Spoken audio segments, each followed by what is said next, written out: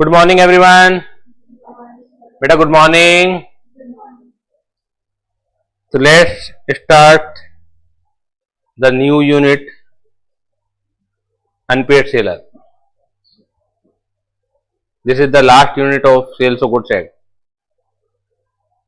and very important unit in fact. What do you mean by unpaid seller? As the name suggests, unpaid seller means जिसका पूरा price आपने पे नहीं किया है तो वो अनपेड सेलर है। This is the normal meaning and logical meaning also कि कोई भी व्यक्ति इसको डिफाइन कर सकता है, लेकिन इसके जो बारीकी पॉइंट हैं, जो लीगल पॉइंट है, तो हमें उनके ऊपर चर्चा करनी पड़ेगी। Even a small portion of the price of the goods remains unpaid, seller is treated as unpaid. Even a small portion, even a single rupee अगर अनपेड है तो सेलर अनपेड है। इट मीन्स लीगल दृष्टिकोण से अगर किसी seller का एक बड़ा पार्ट अनपेड है या होल पार्ट अनपेड है और एक दूसरे सेलर का एक small portion single rupee unpaid है, तो as per the law both seller have equal right. Both seller have equal right. If a seller sold a goods to a buyer, two buyer for rupees 10,000. One buyer paid 9,999 and the second buyer paid 1,000. तो first buyer के case में तो एक ही रुपया नहीं मिला है seller को, दूसरे बायर के केस में 9,000 रुपए एक बड़ा अमाउंट नहीं मिला है। But in both the cases seller has equal right over the A and B. Seller has equal right on both the buyer because in both the cases seller is termed as unpaid. Buyer ये दलील नहीं दे सकता कि but negligible amount unpaid है, यहां पर ये negligible amount की दलील नहीं चलेगी बायर की। और seller is termed as unpaid only when price of the goods remains unpaid, not other expenses. और मेरी बातों का मतलब गलत भी समझने की कोशिश मत कीजिएगा, जो मैं कहना चाह रहा हूं लीगल दृष्टिकोण से उतना बोलिए, समझिएगा। If you by inverter from A seller, the price of the inverter is 5,000 and seller tells you installation charges I will charge 500 extra, then total billing price 5,500. Buyer paid 5,000 for inverter और buyer ने installation charge अभी तक नहीं दिए, तो seller is not termed as unpaid. जो unpaid seller वाले right हैं सेलर के पास वो नहीं होंगे, क्योंकि आप अनपेड ही नहीं है अभी। Unpaid seller is only for price of the goods, not for other expenses. इसका कतई भी मतलब ये नहीं है कि सेलर के पास कुछ भी राइट नहीं है। बच्चे ये समझ लेते हैं कि सर ने बता दिया कि अनपेड नहीं है। अरे अनपेड सेलर के राइट अलग हैं, एक दूसरी हैसियत में भी आप हैं, उसके राइट अलग हैं। आप ऐसा नहीं है कि मुकदमा नहीं कर सकते उन 500 रुपए की रिकवरी के लिए, मैं वो मना नहीं कर रहा हूं, लेकिन जो अनपेड सेलर वाले राइट में बताऊंगा, स्पेसिफिक राइट में बताऊंगा, वो वाले राइट आपके पास नहीं होंगे। क्लियर होगी बात क्या? तो सबसे पहले हम मीनिंग पढ़ते हैं। The seller of goods is deemed to be unpaid seller when the whole of the price have not been paid or tender, जब तक कि पूरा का पूरा का मतलब 100%. Many times एक bill of exchange or other negotiable instrument such as check और एक कंडीशनल पेमेंट दिया जाता है. आप अकाउंट्स में भी पढ़ते हैं बिल ऑफ एक्सचेंज. तो नेगोशिएबल इंस्ट्रूमेंट के अंदर जब हम पढ़ेंगे, हमारे सिलेबस का भी पार्ट है, तो 3 चीजें मेनली होती हैं: promissory note, bill of exchange and cheque. इनमें कोई अभी से पेमेंट नहीं मिल जाता है. चेक तो आप समझते ही हैं, चलिए बिल ऑफ एक्सचेंज नहीं भी समझते हो, प्रॉमिसरी नोट नहीं भी समझते हो, तो चेक तो आप समझते ही हैं. आपके बैंक में पैसे जमा है और आपने मेरी फीस के बदले में चेक दिया, तो क्या कल को चेक डिसऑनर नहीं हो सकता क्या? लेकिन फिलहाल तो ये मान ही लिया जाता है for the time being you paid the fees. But वास्तव में इनफैक्ट क्या फीस आ गई मेरे पास, क्या मेरे अकाउंट में क्रेडिट हो गया वो पैसा? नो. तो वेयर बिल ऑफ एक्सचेंज और other negotiable instrument such as cheque has been received as conditional payment and it has been dishonoured, तो भी तो आप अनपेड हैं. ये क्यों बोला गया है ये समझ लीजिए. थोड़ा सा मुश्किल है, क्योंकि आप अगर लॉजिक से जोड़ेंगे तो सर अलग से बताने की जरूरत क्या आती है. अनपेड तो है ही हम, पेमेंट तो आया ही नहीं. एक्चुअली जब हम लो की बात करते हैं तो हर चीज अलग अलग है. अब ग्राउंड बड़े मजबूत होने चाहिए आपके. अगर ये स्पेसिफिकली नहीं लिखा जाता कि बिल ऑफ एक्सचेंज मिला और कल को डिसऑनर हो गया तो अनपेड है, तो कहने में ये बात आ सकती थी कि सब पेमेंट तो कर दिया बिल ऑफ एक्सचेंज से या चेक से.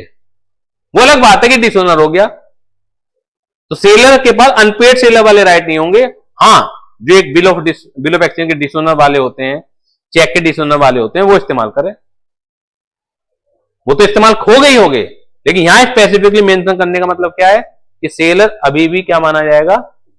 अनपेड ही माना जाएगा. ये नहीं ट्रीट किया जा सकता कि पेमेंट हो गया. लॉ में स्पेसिफिकली मेंशन करना पड़ता है, नहीं तो लॉ में जरा सी भी दलील केस को कहीं से कहीं पहुंचा देती है. मोतीलाल नेहरू के क्लाइंट के साथ क्या हुआ था मैंने पहले भी बताया.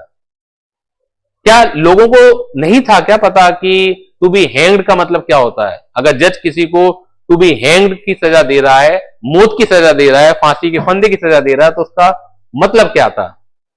पता पहले भी था, पता अभी भी है, पता आगे भी रहेगा. लेकिन लॉ में क्या होता है? बिल्कुल वर्ड टू वर्ड चली जाती है कि सर आपका आदेश लटकाने का था. इसी बात को मोतीलाल नेहरू ने अपने क्लाइंट के पक्ष में कर लिया केस, और उस केस में छोड़ना पड़ा था जिसको. तो इसी वजह से बाद में लॉ बदला गया और ये कहा गया कि to be hanged till death. आपको लॉ की समझ विकसित करनी है बस. और प्रैक्टिकल लाइफ में अगर आप लॉ तोड़ पाए तो आप खुद नहीं समझ सकते कि आप कितना पैसा कमाएंगे. बहुत सारी चीजें आपके लॉजिक से हटके होंगी, लेकिन मैं यहां पर धीरे धीरे करके, मेरा काम है, क्योंकि मेरे जो स्टूडेंट बेस है, बहुत सारे स्टूडेंट बहुत टॉप लेवल पर हैं इस समय. लॉ फॉलो करने में माइंड नहीं चाहिए, वो तो बिना दिमाग वालों का काम है. दिमाग किस में चाहिए? लॉ तोड़ने में. और इसके भी दो मतलब हैं. अभी जो मतलब समझ रहे होंगे वो भी सही नहीं समझे होंगे. लीगली लॉ तोड़ने में कि आप लॉ को तोड़ भी पाए और लीगली फंसे भी ना. एक होता है छुप के लॉ तोड़ना. डर है आपको, किसी को पता लग गया तो आप गिरफ्तार हो जाओगे, वो तो कोई भी तोड़ लेगा, उसमें तो माइंड चाहिए ही नहीं. ये क्या कानूनी रूप से तोड़ना. तो अगर आप उस लायक हैं तो उसके लिए बहुत अंडरस्टैंडिंग, बहुत नॉलेज चाहिए होती है. पेचीदगियां जो लोग की होती हैं उनकी समझ होनी चाहिए आप में. आपने कंप्यूटर हैकर का नाम सुना होगा. एक सिंपली आप कंप्यूटर के कोर्सेज कर रहे हैं, एमसीए कर लिया, ये कर लिया, वो कर लिया, नौकरी मिल गई 40,000 की, 30,000 की, 15,000 रुपए की. कंप्यूटर हैकर कौन होते हैं? जो कोड को तोड़ देते हैं, सारी सिक्योरिटी को ब्रीच करके किसी भी चीज को अपने कंट्रोल में ले लेते हैं. उनकी डिमांड पता क्या होती है? करोड़ों अरबों रुपए में खेलते हैं. कई बार तो देश का प्रेसिडेंट, राष्ट्रपति, प्रधानमंत्री अगर किसी का नाम निकल जाए वो अपने यहां बुला लेता है। बताइए कीमत। आप हमारे देश के लिए काम कीजिए, कंपनी के लिए बात होती नहीं है, एक उद्योगपति के लिए बात नहीं होती, देश के लिए काम कर रहे होते हैं वो। चाइना ने पता नहीं कितने कोड लगा रखी होगी कंप्यूटर हैकर्स की। एक देश के लिए वो इलीगल है, दूसरे देश के लिए वो लीगल है।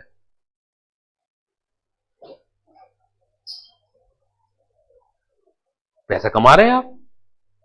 क्या भारत ने फौज नहीं लगा रखी होगी कंप्यूटर हैकर्स की? उनका काम होगा कि चाइना की सिक्योरिटी को ब्रीच करना, उनका काम होगा रशिया की सिक्योरिटी को ब्रीच करना, उनका काम होगा पाकिस्तान की सिक्योरिटी को ब्रीच करना। तो ये सिर्फ पढ़ाई से नहीं आती है चीजें। अगर ऐसा होता तो हर एमसीए करने वाला वो बन जाता। वो एक लिमिटेड पैसा कमाते हैं। लेकिन जब आपको डेप्थ की नॉलेज हो, हैकर तभी बना जा सकता है। तो ऐसे ही लॉ में एक्सपर्ट होने के लिए आपको उसकी लैंग्वेज की पकड़ होना बहुत ज्यादा जरूरी है। दैट्स वाई इस बी पॉइंट को लिखा गया है। अदरवाइज एक साइकोलॉजिकल में आता है कि सर अलग से क्यों लिखा गया है। ये तो बात क्लियर है कि when the whole of the price has not been paid or tender. तो जब बिल ऑफ एक्सचेंज डिसऑनर हो गया, चेक डिसऑनर हो गया, तो प्राइस कहां मिला? लेकिन एक्चुअल में क्या है, वो प्राइस मिल चुका था आपको। You have accepted the bill of exchange, you have accepted the cheque, but later on it is dishonour. तो कहने में कहा जा सकता है कि प्राइस हैज बीन पेड, तो इसलिए अपन पेड नहीं है। लेकिन स्पेसिफिकली कहा गया है कि अगर ये घटना घटित हो जाए तो भी अनपेड है आप। एक किस्सा मैं सुनाता हूं आपको, बड़ा इंटरेस्टिंग किस्सा है, क्योंकि मैं बहुत सारे किस्सों को संभाल के बड़ा रखता हूं और फिर लो से जोड़ के रखता हूं। और लो में फाउंडेशन में तो सारी शायद ऐसी चीजें ना मिले, जब इंटरमीडिएट में आएंगे तो और बहुत छोटी छोटी भी आते हैं। आपको लगेगा कि यार लिखने की क्या जरूरत है, और वो लिखने की जरूरत इसलिए ही है, जो मैं किस्से से आपको समझाऊंगा कि प्रैक्टिकल लाइफ में जब आप लो की व्याख्या करते हैं तो किसी भी शब्द को आपको पकड़ना है। हम लोग जब आपके जितने थे तो एक ट्यूशन हम लोग भी जाते थे, और एक बेंच में नॉर्मली 3 बच्चे आते हैं, जो 4 फुटी बेंच होती है। अब तो खैर बड़ी बड़ी भी बनने लगी, माना 4 फुटी बेंच थी, 3 जनों की जगह थी उसमें। मेरा एक दोस्त था, ओबेसिटी से परेशान था, मोटापे से परेशान था, मतलब मोटा था, ठीक है। उसे बच्चे कई बार परेशान किया करते थे मजाक मजाक में। अब मैं और मेरा दोस्त बैठा हुआ था, इतने में एक तीसरा स्टूडेंट आता है। तो कोई पीछे बैठा हुआ बच्चा बोलता है, कोई देखता नहीं पहले से 3 बैठे हुए हैं।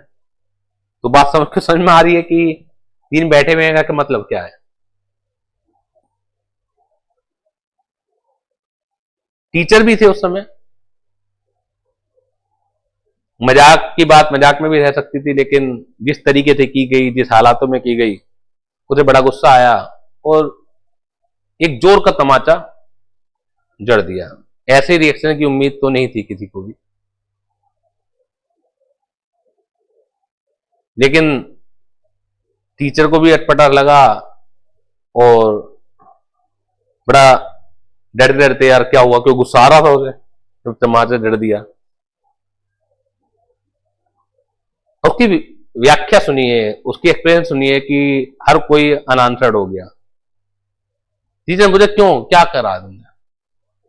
जी मैंने तो कुछ भी नहीं करा, जो तीसरा था वो मार के चला गया, उसे पकड़ गया।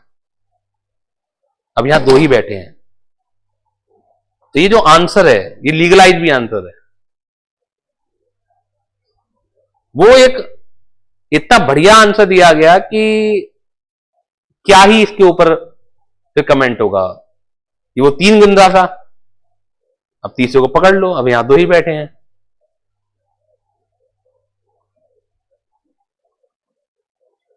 तो ये चीज क्लियर हो गई कि अब मैंने क्यों इतना समय लगाया, क्योंकि मुझे मालूम है कि अगर मैं इतना समय नहीं लगाऊंगा इस चीज पर व्याख्या करने में, एक्सप्लेनेशन करने में, तो आप गलती करेंगे। आप केवल यही वाली बात लिख के आएंगे, when the whole of the price has not been paid or tender, but when a bill of exchange or a check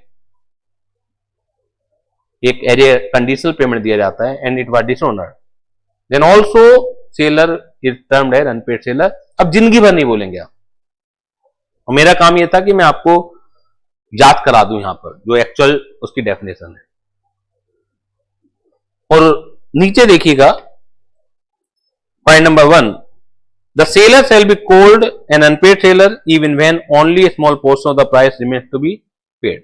already मैं इसकी व्याख्या कर चुका हूं। It is for the non payment of the price and not for other expenses that a seller is termed as unpaid seller. ये भी मैं व्याख्या कर चुका हूं कि केवल गुड्स के प्राइस के लिए आप अनपेड माने जाएंगे। अदर एक्सपेंसेस लाइक जैसे इंस्टॉलेशन चार्जेस या सर्विस चार्जेस अगर अनपेड है तो you are not treated as unpaid seller. Third point देखिए, if the goods are sold on credit then during the credit period, समझ लीजिएगा बात को, during the credit period seller is not termed as unpaid seller although price have not been tendered. बस क्योंकि voluntarily उसने credit allow किया था, तो during the credit period you are not termed as unpaid seller. इसका मतलब क्या है? इसका मतलब समझिए कि during the credit period seller can not avail the right of unpaid seller. मैं पहले अनपेड सेलर का मतलब बता रहा हूं, फिर उसके बाद राइट बताऊंगा। तो आप अनपेड है ही नहीं तो वो राइट इस्तेमाल नहीं कर सकते ड्यूरिंग द क्रेडिट पीरियड। हाँ, एक सिचुएशन जरूर है कि during the credit period seller को अनपेड माना जा सकता है if the buyer is likely to declare insolvent, यानी कि उसकी जो इंसॉल्वेंसी तो समझते ही हैं, इंसॉल्वेंसी यानी कि when liabilities of a one person exceed the asset. So if buyer becomes insolvent during the credit period, you allowed 1 month credit to the buyer, but after 15 days buyer declared insolvent, then seller is termed as unpaid seller on 15th day. एक महीने का इंतजार नहीं करना। Where the goods have been sold on credit, seller cannot be called as an unpaid seller during the credit period unless the buyer becomes insolvent. On the expiry of the credit period, if the price remains unpaid, only the seller will become an unpaid seller. अगर buyer के द्वारा full price tender किया जा रहा है और seller accept करने से मना कर रहा है तो seller can not be called unpaid seller. अब आप सोचेंगे कौन बेवकूफ होगा, बायर प्राइस दे रहा है, सेलर क्यों मना करेगा? कुछ ऐसी स्थितियां आ जाती हैं कि सेलर को मना करना पड़ सकता है। बहुत सारी स्थितियां, उनमें एक छोटी स्थिति गिनाता हूं। लोग करते हैं मजा लेने के लिए, रेयर केस होते हैं। आप गाड़ी खरीदने के लिए गए, सारा कॉन्ट्रैक्ट तो सेल हो गया, ये 10 लाख रुपए गाड़ी है, प्राइस बायर 1-1 रुपए के सिक्के लेके आया है वैन में भर के, 10 लाख रुपए गिनो जी ने। आप सेलर अगर हो 10 लाख रुपए की गाड़ी बेच रहे हो, ठीक है, मार्जिन 20 या 50 या 100 1 लाख के होंगे, आप चाहोगे कि वो एक्सेप्ट कर लोगे? आप 1-1 रुपए के सिक्के हाथ ही जोड़ोगे। लेकिन लीगली अगर बात करें तो सेलर मना नहीं कर सकता। कहां ये लिखी हुई है बात कि आप 1-1 रुपए के सिक्के में पेमेंट नहीं कर सकते?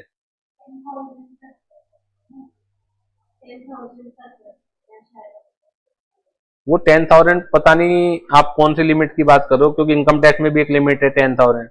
उसमें क्या होता है कि अगर आपको कोई बिजनेस पेमेंट लेना है, देना है, तो 10,000 तक का कैश में पेमेंट कर सकते हो, उससे ऊपर का आपको अकाउंट पे चेक से होना चाहिए। शायद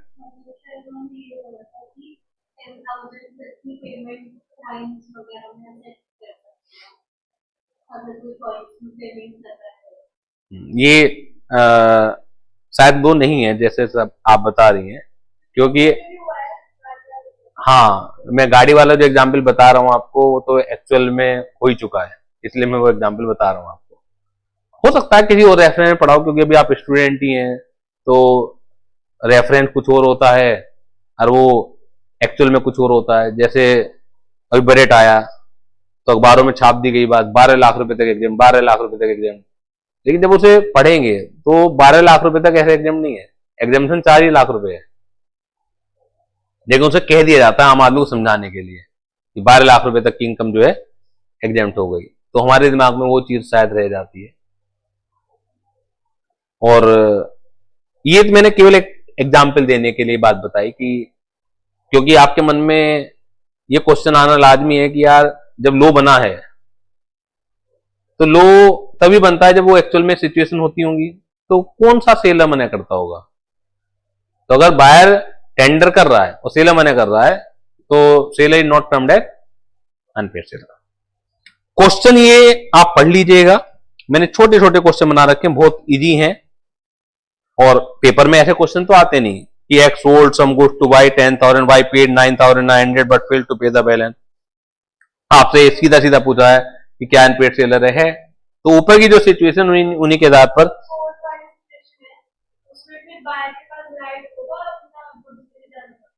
कौन से वाले का आपका क्वेश्चन ये है कि बायर के पास राइट होगा अपना गुड्स ले जाने का या नहीं ले जाने का, वो तभी हम डिस्कस करेंगे। हमें पहले सेलर के राइट है की बात करें। मैं कह दूं बायर के पास राइट होगा तो मेनी टाइम तो अनपेड सेलर के बाद भी हो सकता है राइट हो उसके बाद, ये तो तब पता लगेगा ना, पहले आपको अनपेड सेलर वाले राइट की बात करनी है। तो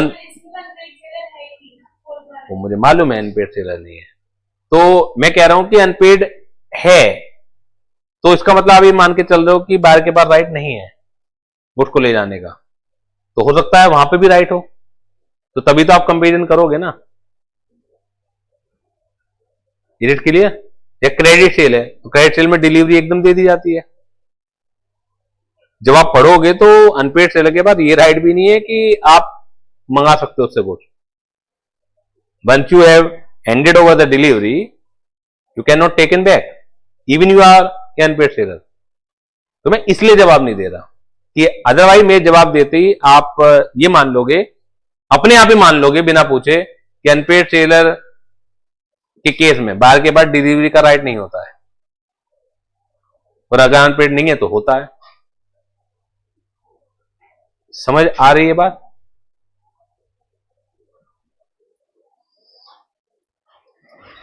देखिए right of the unpaid seller हम बात करें, हम किस चीज की बात कर रहे हैं? Right of unpaid seller. इसे दो पार्टों में डिवाइड किया गया है, against the goods, against the goods और against the buyer, against the buyer. यानी कि अनपेड सेलर क्या क्या एक्शन ले सकता है? Broadly rights of unpaid seller is divided against the buyer personally और against the goods. What is the rights of unpaid seller against the buyer, पहले वो डिस्कस कर लेते हैं, उसकी व्याख्या भी नहीं करनी है हमें। अगेंस्ट द गुड्स लंबे खींचेंगे मत, देखिए आप असाइनमेंट में लॉजिक लगाइए आप, sue for the price if price have not been paid।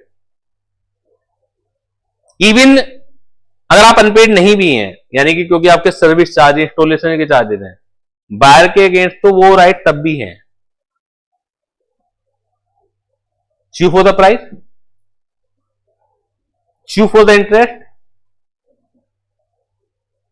अरे 1 लाख रुपए का सौदा था, 10 महीने बाद प्राइस मिला, 1 लाख रुपए ब्याज कौन देगा भाई? sue for the interest। if seller suffers some damage then sue for the damage also। सब लॉजिकल है, सब क्या है? लॉजिकल है, तो इसमें कोई अलग से कुछ याद करने की जरूरत नहीं है। तो सबसे पहले तो ये पढ़ लेते हैं, और राइट अगेंस्ट द गुड्स फिर 3 राइट है। जहां तक एक चार्ट बना रखा है मैंने, sue for the price against the buyer personally, sue for damage for non acceptance, sue for damage for repudiation of contract और sue for interest। जहां तक राइट्स अगेन द गुड्स है, again this right is divided into three category. Right of lien, right of lien का मतलब होता है रोकने का अधिकार. राइट ऑफ स्टॉपेज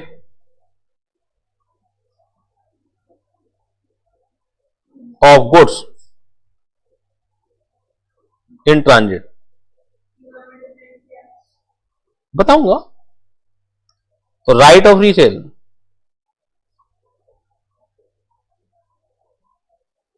जी तो लोगों की खूबसूरती है कि एक जैसी दिख रही होंगी चीजें, जमीन आसमान का अंतर मिलेगा. इसी चीज को स्टूडेंट नहीं समझ पाते हैं.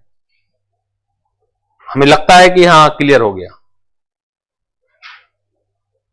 देखिए राइट अगेंस्ट द गुड्स, जैसा कि मैंने चार्ट बना भी रखा है, right of lien, right of stoppage of goods in transit और right of resale. Right of lien का जो मतलब है retain the possession of goods until the full price is received. Retain, retain क्या चीज होती है? जो आपके पास ऑलरेडी है उसको आप रोके रख सकते हैं.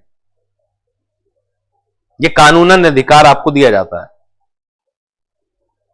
आप इसमें भी क्वेश्चन पूछ सकते हैं, सर इसमें बताने की क्या जरूरत है, जब कोई हमारा प्राइस दे ही नहीं रहा तो हम गुड्स तो रोकेंगे ही. कानून को बताने की जरूरत इस वजह से है क्योंकि अगर ये नहीं लिखा होता आप नहीं रोक सकते थे. वो प्राइस नहीं भी दे रहा तब भी नहीं रोक सकते थे. आप मुकदमा ही कर सकते थे बस प्राइस के लिए.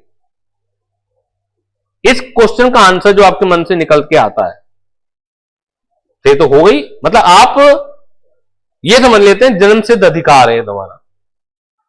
मुझे इस क्वेश्चन का जवाब दीजिए कि क्या कानून ये आपको परमिशन देता है कि कोई आपके साथ गलत काम करे तो आप भी उस गलत काम का जवाब गलत काम से दें? कोई एक थप्पड़ मारे तो गांधी जी का तो कहना था कि दूसरा गाल भी आगे कर दो, और आप नहीं, थप्पड़ का जवाब थप्पड़ से, घूसे का जवाब घूसे से. फिर तो in law both are guilty. कानून इस बात की तो इजाजत नहीं देता ना. Actually you sold the goods, you made the contract of sale with buyer and ownership had been transferred. अब बताइए किसी दूसरे का गुड्स कैसे रोकोगे आप? एक किराएदार भी आप रखते हैं और किराएदार किराया नहीं दे रहा है तो कानून इस बात की इजाजत नहीं देता कि उसका सामान बाहर फेंक दो. गलती कितना भी कर रहा है, आप केवल कानून का रास्ता अपना सकते हो, अदालत में केस कर सकते हो. ये right of retain, right of lien लिखा हुआ नहीं है, ऑल्दो अभी तक पूछा भी नहीं है, लेकिन फिर मैं आपको समझा रहा हूं. ये राइट ऑफ रिटेन तब इस्तेमाल होता है when ownership of goods has been transferred from seller to buyer. If ownership has not been transferred, what is the need of right of retain? मेरा ये फर्नीचर है, मेरा ये एसी है, क्या मैं कहूं कि राइट ऑफ रिटेन है मेरे पास? ये तो मेरा ही है. राइट ऑफ रिटेन का मतलब क्या है? If goods belong to some other person and you have a legal right to retain in your possession, तो तभी तो मायने हैं उसके. ये कैमरा, ये प्रोजेक्टर, ये फैन, ये AC all belong to me, तो मैं ये कहूं कि राइट ऑफ रिटेन है मेरे पास, ये तो बेहूदी बात है, तो मेरे ही है. If these belong to you and in some circumstances law gives me a right to retain, तो तब मायने निकलते हैं इस बात के. ये बात लिखी भी नहीं है लेकिन ऑटोमेटिकली बात आती है. राइट ऑफ रिटेन की जरूरत, नीड होती ही तब है जब goods belong to some other person. If contract of sale is made in a circumstances where ownership has not been transferred, then we can not we can not say कि seller has a right of lien, उसका ही है, वो रोकेगा ही, चीज ही उसकी है। समझ आ रही है बात? तो when ownership of goods has been transferred and seller is unpaid, seller has a right of lien because goods belong to buyer. Now कानूनन आपको देना था उसे, ओनर वो है, लेकिन क्योंकि अनपेड हैं और हम दे रहे हैं आपको राइट। लीन का मतलब होता है retain. If possession of goods has been transferred, you cannot take back the goods, you cannot regain, retain और regain, ये लिख के आना पड़ेगा। गलत रीगेन भी आएगा, राइट ऑफ स्टॉपेज में रीगेन भी आएगा, और आपको इन शब्दों का अंतर नहीं पता, और आप वहां लिखे हैं right of lien means to regain the possession, तो समझ जाएंगे यार सीए करने चला है बच्चा, क्या नॉलेज है ऐसे, वो समझता ही नहीं है। कहानी किस्सों की तरह, जैसे हिस्ट्री ज्योग्राफी पढ़ के आया है वैसे लिखे जा रहा है लोगों। रिटेन उसी चीज को तो करोगे जो आपके पोजेशन में है, जो आपके पोजेशन में नहीं तो रिटेन कैसे करोगे? फिर तो उसके लिए रीगेन चाहिए, और रीगेन की पावर नहीं है। राइट ऑफ स्टॉपेज में कुछ केसेस में है, लेकिन वैसे नहीं है कि आपने ट्रांसफर कर दिया पोजेशन बायर को, किसी भी हालत में नहीं है। फिर तो अगेन द बायर पर्सनली जो राइट है, Q for the price, Q for damage, Q for interest, वो तो है। अब आपके मन में एक क्वेश्चन ये भी आ सकता है कि सर अगर हमारे पास राइट ऑफ द गुड्स मेरे पास है, राइट ऑफ लीन है, तो क्या मैं राइट अगेंस्ट द बायर भी इस्तेमाल कर सकता हूं? Why not? Actually right of lien देना राइट ये फौरी राहत है, इमीडिएट, इससे बायर डरेगा। डरेगा क्या? कि गुड भी नहीं मिला, अब मुकदमा भी झेलने के लिए तैयार रहेगा। वो एक अलग बात है, प्रैक्टिकल लाइफ में शायद कोई ना सेलर एक्शन ले जब तक उसके पास है, तो मुकदमा ना भी करे, लेकिन राइट है उसके पास। समझ आ रही बात आपके? लेकिन once seller give the possession, then unpaid seller had only right against the buyer personally, only sue for the price. वो तो लंबा केस चलता है फिर। क्लियर है? 3 circumstances under which right of lien can be exercised। कौन कौन से वो circumstances ना राइट ऑफ लीन एक्सरसाइज किया जा सकता है? देखिए कुछ याद नहीं करना, राइट ऑफ लीन किसके पास है? अनपेड के पास है। तो जिन सर्कमस्टांसेस में सेलर अनपेड है, उन सर्कमस्टांसेस में राइट ऑफ लीन एक्सरसाइज किया जा सकता है। क्यों अलग से याद कर रहे हो सर्कमस्टांसेस? पढ़िए मेरे साथ। Where the goods have been sold without any stipulation of the credit and price remains unpaid, ऊपर 2 लाइनों में लिखा हुई है। Where the goods have been sold on credit but the term of credit has expired and where the buyer become insolvent। या तो बिना credit के दिया गया है तो आप अनपेड है अगर आपका प्राइस नहीं दिया गया। अगर आप क्रेडिट पीरियड में भी दिया गया और क्रेडिट पीरियड एक्सपायर हो गया है, प्राइस नहीं दिया गया, और अगर क्रेडिट पीरियड में दिया गया है वो क्रेडिट पीरियड के दौरान ही आप अनपेड है, अगर बायर इंसॉल्वेंट हो गया। तो ये 3 सर्कमस्टांसेस कोई नए नहीं है।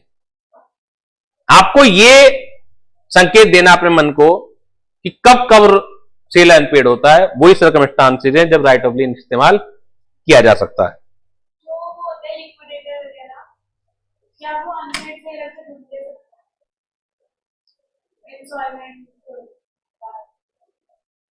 क्वेश्चन समझ में आ गया इनका? जब हम माना बायर इंसॉल्वेंट हो गया, ये शायद पूछ रहे हो, सेलर के पोजेशन में है गुड, तो whether official receiver liquidator of the company can take the possession of the goods from the seller if ownership has been transferred? The answer is no, अगर अनपेड सेलर है, क्योंकि unpaid seller के जो right है वो right of lien का है। Clear होगी बात? ये मेन आपको जो पढ़ना है, समझना है, circumstances under which right of lien is lost. कौन से वो सर्कमस्टांसेस हैं जहां पर राइट ऑफ लीन खत्म हो जाता है, यानी कि आप अनपेड हैं तब भी राइट ऑफ लीन नहीं है।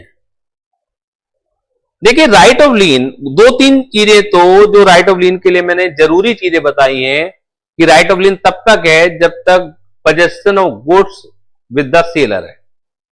अगर किसी भी वजह से possession of the good seller या उसके एजेंट के पास नहीं है, तो राइट ऑफ लीन खत्म उसी दिन हो जाता है। रिटेन कैसे करोगे जो चीज आपके पास है नहीं? समझ में आ रही? रोकोगे कैसे? रोक उस चीज को जाया जाता है जो आपके कंट्रोल में है अभी तक। तो अगर कंट्रोल किसी वजह से हो रहा है तो वो सर्कमस्टांस में 2-3 तो वही हो जाएंगे अलग अलग नामों से। पहला, when he deliver the goods to a carrier or the bailiff for the purpose of transmission to the buyer। अगर उसने गुड्स किसी कैरियर को, आपको बॉम्बे भेजना है, आपने गुड्स की डिलीवरी यहां पे मीरठ बॉम्बे ट्रांसपोर्ट कंपनी को दे दी कि जाओ बॉम्बे को पहुंचा दो। Now you can not right of lien. हाँ, अगर वो ट्रक डीलर, अगर ये एस्टेब्लिश होता है कि वो आपका एजेंट है, तो गुड्स एजेंट के पास होना और आपके पास होना एक ही बात है, राइट ऑफ लीन है। लेकिन अगर वो बायर का एजेंट है या बायर का नहीं भी है, इंडिपेंडेंट है, फ्रीलांसर कहते हैं ना, एक आदमी की सेवाएं ले रहे हैं आप, एक एम्प्लॉय के रूप में भी ले सकते हैं, फ्रीलांसर के रूप में भी ले सकते हैं। तो अगर वो मेरठ बॉम्बे ट्रांसपोर्ट कंपनी एक फ्रीलांसर की तरह है, then you lose the right of lien। Clear है बेटा? Second, when the buyer or agent lawfully obtains possession of the good। ये भी वही चीजें हैं, मतलब दोनों ही केसेस में possession of the goods is not with the seller। Buyer के या एजेंट के पास चला गया, या पहले वाले केस में एक मीडिएटर के पास जो कि एक इंडिपेंडेंट के रूप में काम कर रहा है उसके पास चला गया। तीसरा, वो जुमला हो गया, जब मियां बीबी राजी तो क्या करेगा काजी, हमने दे रखा है आपको, लेकिन when the seller waves his right of lien, अगर सेलर अपने राइट ऑफ लीन को छोड़ने के लिए तैयार है तो छोड़ दे। ये तीन तो बड़े लॉजिकल से हैं या नहीं है?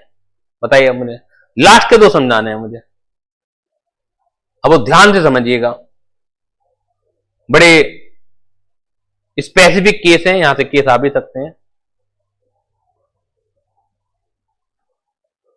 आप एक टीवी बेचने वाले की दुकान पर गए, समझिएगा बात को, क्योंकि लॉजिक कुछ अलग आपको पिच करेगा, आपको टटोलेगा, और एक्चुअल में कुछ और है। आप एक टीवी बेचने वाले की दुकान पर गए, यार आपने एक टीवी पसंद किया, काफी उसका दिमाग खाने के बाद 1 घंटे 2 घंटे आपने उस पर लगाए, और आप फिर ये कह देते हो कि चलिए मैं समझ लिया है, मैं खरीदने के लिए तैयार हूं इसे, हमारी सब टर्म्स एंड कंडीशन तय हो गई है, मैं भी 2 घंटे बाद आऊंगा। देखिए, लोग की ना समझ बायर को है ना सेलर को है, ऑल्दो मेरे वाले केस में शायद बायर को है, तभी वो इस तरह की स्थिति पैदा कर रहा है, सेलर को नहीं है। झुंझला जाएगा आदमी, 2 घंटे जिसने दिमाग खाया यार, वो कह रहा 2 घंटे बाद आऊंगा, लेकिन कॉन्ट्रैक्ट तो सेल होना घटना है जो कि शायद सेलर नहीं पहचान पा रहा। अब वो डिलीवरी लेना, प्राइस देना, वो एक अलग घटना है। समझ में आ रही बात? लेकिन आम आदमी कैसे समझता है, जब प्राइस आ जाएगा मैं डिलीवरी दे दूंगा तब जाके कंप्लीट मानेगा वो। बाय चला जाता है, बायर ने पूरी प्लानिंग की हुई है। आप समझिएगा, बायर आधा घंटे बाद सेलर को फोन करता है, सेलर पहचान नहीं पाता, फिर वो बताता है क्योंकि अभी आधा घंटे पहले की तो घटना है, अरे अभी आया नहीं था क्या मैं? हाँ जी बताइए बताइए क्या बात है, आप आ रहे हैं? कहने मैंने आ रहा हूं, मैं इस टीवी को किसी और को बेच रहा हूं, मैं बेच दूं। आप अगर सेलर हैं तो क्या कहेंगे? बेच दे, मुझे क्या मतलब है, मेरे पास से तो जब लेना आएगा मैं पैसे लूंगा, यही तो बोलोगे आप। सेलर ने कहा yes you can sold, buyer ने वो टीवी बेच दिया किसी को। बायर आता है आधा घंटे बाद, सेलर से कहता है टीवी को पैक कर दीजिए, सेलर टीवी पैक कर देता है, बायर उठाने लगता है, सेलर ने कहा प्राइस उनको दे दूंगा बाद में। अब गरम होगा सेलर, गाली गलोच होगी, सेलर डिलीवरी दे देगा क्या? नहीं देगा। लेकिन अगर ये कानून तक बात पहुंचती है, now seller loses his right of lien. Seller had to deliver the goods, क्यों क्यों क्यों क्यों? क्योंकि circumstances under which right of lien is lost. Point number 4, when the buyer disposes of the goods by sale or in any other manner with the consent of the seller. इस बात को समझाने के लिए तो मैंने पूरी केस स्टडी तैयार की थी, पूरा माहौल तैयार किया था. When the buyer disposes of the goods, अगर जो बायर है वो गुड्स को डिस्पोज ऑफ कर देता है. डिस्पोजेस ऑफ द गुड्स एक बड़ा वर्ड है. Bye way of sale or in any other manner. Sale कर दिया उसने या इन एनी अदर मैनर, किसी से लोन उठाने में कि 10,000 रुपए का लोन दे दो, मैं 40,000 रुपए का टीवी आपको गिरवी रख रहा हूं. ये तो टीवी का एग्जाम्पल है, किसी और गुड्स का भी हो सकता है, गोल्ड का भी हो सकता था. तो मैं तो वर्ड क्लियर कर रहा हूं कि when buyer disposes of the goods, when buyer, मेरे साथ पढ़ेंगे, when buyer disposes of the goods, किस तरीके से? By way of sale or in any other manner with the consent of the seller. ये चीज जरूरी है. मेरे एग्जाम्पल में सेलर की कंसेंट ले ली गई थी. सेलर को आभास तक नहीं हुआ कि कहां ले जाके मारेगा. सेलर को तो ये लग रहा है कि मुझे क्या फर्क पड़ता है, यह तो बिक ही रहा है और डिलीवरी मैं तब दूंगा जब पैसे आएंगे. तो राइट ऑफ लीन नहीं रख पाओगे. लेकिन ये तभी संभव हो पाता है जब कानूनन जिस समय बायर पहली बार आया था वो अपने आप में कॉन्ट्रैक्ट ऑफ सेल हो. वो अपने आप में कॉन्ट्रैक्ट ऑफ सेल हो. एक ऐसी नेगोशिएशन बातचीत हुई है जो कि लीगलाइज कॉन्ट्रैक्ट ऑफ सेल नहीं है, तो ये घटना होगी नहीं. तब तो आप बायर भी नहीं है. समझ आ रही है बात आपके? What I am trying to explain. ये लॉजिक से हटके है घटना. और जब केस आएगा और आपने लोग को अच्छी तरह से समझा हुआ नहीं है, it is very much possible कि आपका आंसर गलत होगा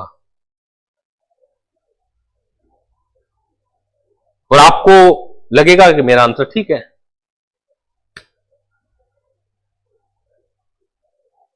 क्लियर है? लास्ट वाला पॉइंट मिलता जुलता है कि when buyer disposes of the goods by way of sale or in any other manner with the consent of the seller. But the method of sale इसमें through document of title of goods है. document of title है. What is the document of title?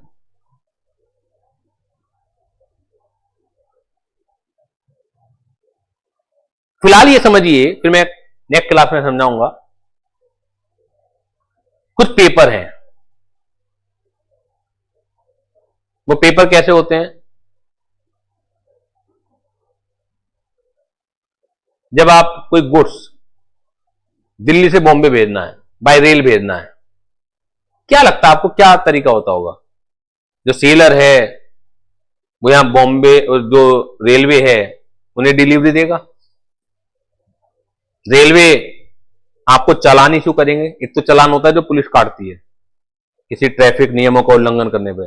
एक चालान होता है कि आपको copy दी जाती है कि हम आपका कुछ हमारे पास जमा है और हम इसे बॉम्बे डिलीवर कर देंगे.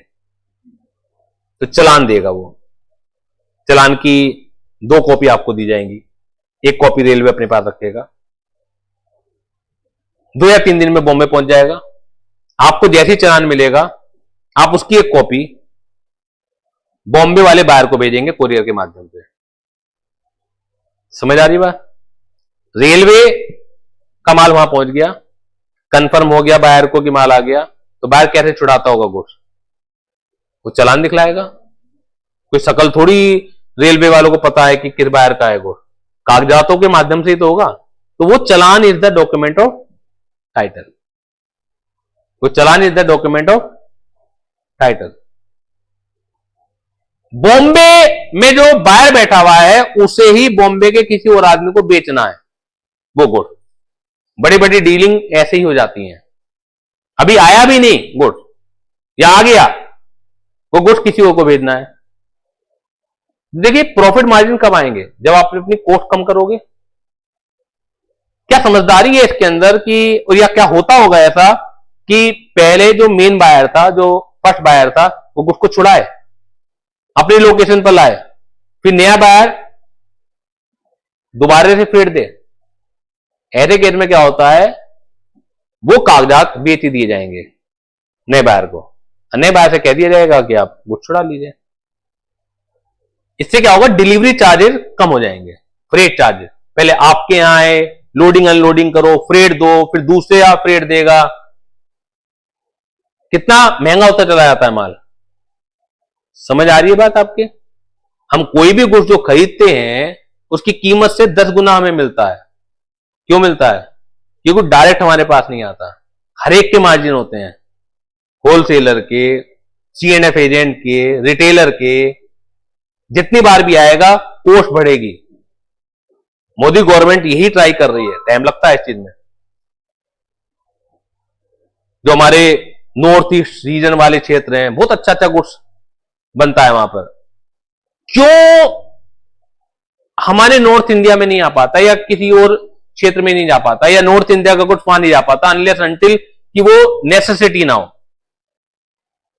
आप जीडीपी को समझिए, क्योंकि सीए के छात्र हैं तो समझना पता होना चाहिए। बहुत सारे व्यापार हो ही नहीं पाते। क्यों? क्योंकि उनकी लॉजिस्टिक कॉस्ट, उनकी जो कैरिज कार्टेज की कॉस्ट है, इतनी बढ़ जाती है कि उस रेट पर खरीदना संभव नहीं होगा। चीजें सस्ती होंगी तभी डिमांड में आएंगी, ये थंब रूल है।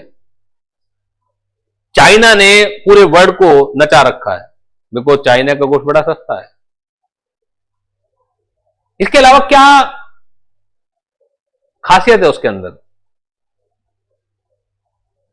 हमारे दादाजी पापा जी के जमाने में एक बोली बोली जाती थी सिले के द्वारा, दादा ले पोता बढ़ते। और आजकल कोई सेलर ये फीचर नहीं बताता है, दादा ले पोता बढ़ते, क्योंकि ये फीचर है प्रभावित ही नहीं होता है आदमी। वो तो बल्कि साफ साफ लिखता है कि फैशन के युग में गारंटी की इच्छा ना करें, बस पसंद आना चाहिए। शॉर्ट टर्म के लिए हम लोग काम करते हैं। क्या अच्छा है क्या बुरा है मैं इस चीज पर नहीं जा रहा हूं। सीए करने वाले कम होंगे, लेकिन 12th करके कॉल सेंटर में जॉब करने वाले लाखों लोग होंगे, क्योंकि इमीडिएट होने चाहिए कि 8-10 हजार रुपए आ जाएंगे हम पे। लेकिन वो इस बात को भूल जाते हैं एक टाइम के बाद उनसे होगा क्या, या उनकी ग्रोथ क्या है। जितनी भी बढ़िया चीजें उनमें आपको टाइम तो देना पड़ेगा, लेकिन चलती क्या है जनरली चीजें जो शॉर्ट है, डिमांड में वो चीज रहती है। तो डॉक्यूमेंट और टाइटल समझ में आ गया? समझ आ रही बात?